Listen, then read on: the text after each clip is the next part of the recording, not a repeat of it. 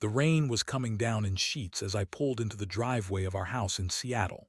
Or, I should say, what used to be our house. I'm Gratian, and until a few months ago, I was a moderately successful architect, happily married to a woman I adored. That woman was named Coralia. Now, I'm just trying to piece my life back together after she detonated it with the force of 1,000 suns. Coralia was a project manager for a large tech company.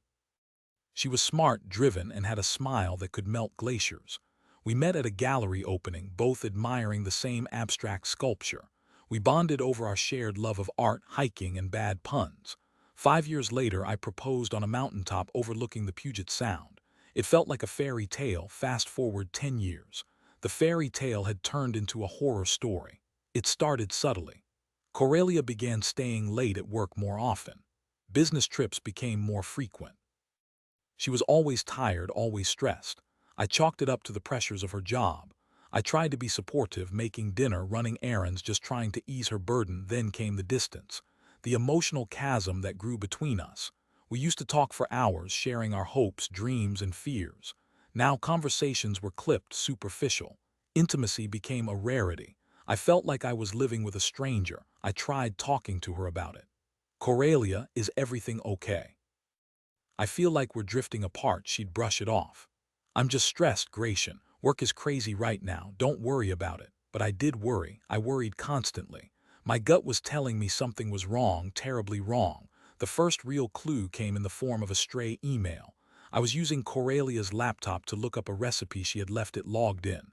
A new email popped up from someone named Thane. The subject line was innocuous, project update.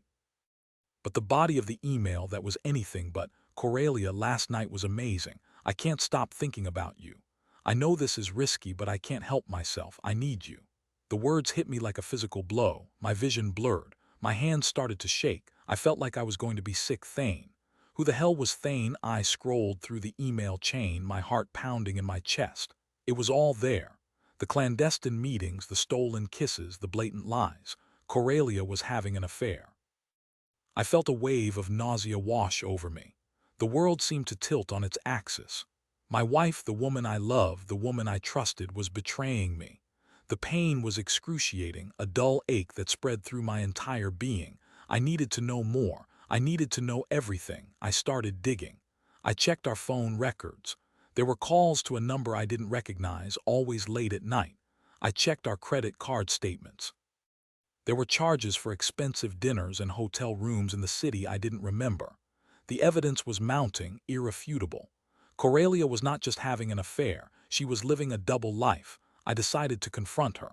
I waited until she came home from work, my stomach churning with anxiety. She walked in, tired as usual, and gave me a perfunctory kiss on the cheek. "How was your day?" she asked, already heading for the bedroom. "We need to talk," I said, my voice barely a whisper. She turned around, a flicker of annoyance in her eyes. "Gratian, I'm exhausted. Can't it wait?" "No, Coralia, it can't wait. I know about Thane." Her face paled. She opened her mouth to speak, but no words came out. Guilt washed over her features, confirming everything I suspected. How did you find out?" she stammered. "It doesn't matter. What matters is that you lied to me. You betrayed me. How could you do this?" Coralia, tears welled up in her eyes. "Gratian, I don't know what to say. I'm so sorry, sorry." "Is that all you have to say? Sorry. You've been sleeping with someone else, lying to my face, and all you can say is sorry." My voice was rising, fueled by anger and pain. "It just happened," she said weakly. "I didn't mean for it to go this far. It just happened." "What does that even mean? Did you just accidentally fall into bed with him? Did he just accidentally kiss you?" "Don't insult my intelligence, Coralia." She started to cry harder. "I'm not trying to make excuses. I know I messed up. I felt neglected. You were always so focused on your work." "Neglected? I was working to provide for us. I was trying to build a future for us. And you repay me by cheating on me." The argument escalated. Accusations flew. Tears streamed down our faces. It was a scene straight out of a bad movie. But it was our reality. That night, Coralia moved into the guest room. The next morning, I called a lawyer. The divorce was messy and painful. There were arguments over assets, accusations of infidelity, and enough legal paperwork to fill a small library. I felt like I was living in a nightmare. I lost weight. I couldn't sleep. I couldn't concentrate on my work. My life had been shattered and I didn't know how to put it back together. My friends tried to be supportive. "You'll get through this, Gratian," they'd say. "You're a strong guy." But I didn't feel strong. I felt broken, lost, and utterly alone.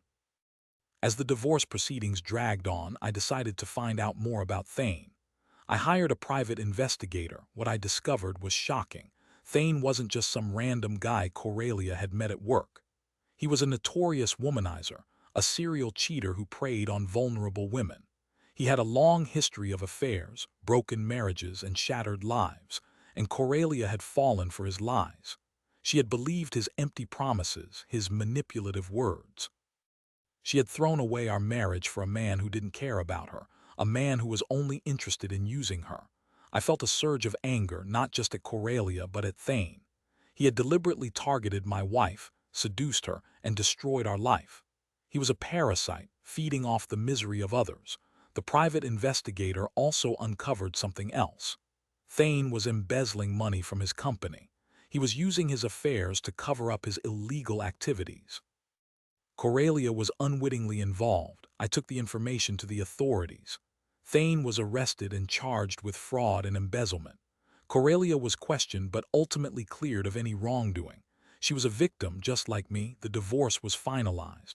I got the house, the dog, and a hefty settlement. Coralia got nothing. She lost her job, her reputation, and her lover. She was left with nothing but the consequences of her actions. I should have felt vindicated. I should have felt happy. But I didn't. I felt empty. I moved out of our house in Seattle. The memories were too painful. I bought a small cabin in the Cascade Mountains, far away from the city, far away from Coralia. I spent my days hiking, fishing, and trying to find some semblance of peace. I started painting again, something I hadn't done in years. I poured my emotions onto the canvas, raw and unfiltered. One day, I received a letter from Coralia. "Gratian," she wrote, "I know you probably never want to hear from me again, but I wanted to apologize. I know that what I did was wrong, terribly wrong. I destroyed our marriage and I hurt you more than I can ever express. I'm so sorry. I hope one day you can find it in your heart to forgive me." I stared at the letter for a long time. Forgiveness. Could I ever forgive her? Could I ever forget what she had done? I didn't know. A few months later, I received another letter. This time it was from a hospital in Portland. Coralia had been diagnosed with cancer. It was aggressive and the prognosis was grim. I felt a pang of sympathy. Despite everything, I didn't want her to suffer. I drove down to Portland to see her. She was thin and pale, her once vibrant eyes now dull and lifeless. "Gratian," she said, her voice weak. "Thank you for coming." I sat down beside her bed. "How are you feeling?" "Not good," she said with a faint smile. "But I'm at peace. I know I made a lot of mistakes in my life, but I hope that in the end I can be forgiven." We talked for hours. We reminisced about the good times, the happy memories. We avoided the topic of Thane, the affair, the divorce. As I was leaving, she took my hand.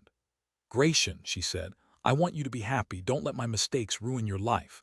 You deserve to find love again." I nodded, unable to speak. Coralia died a few weeks later.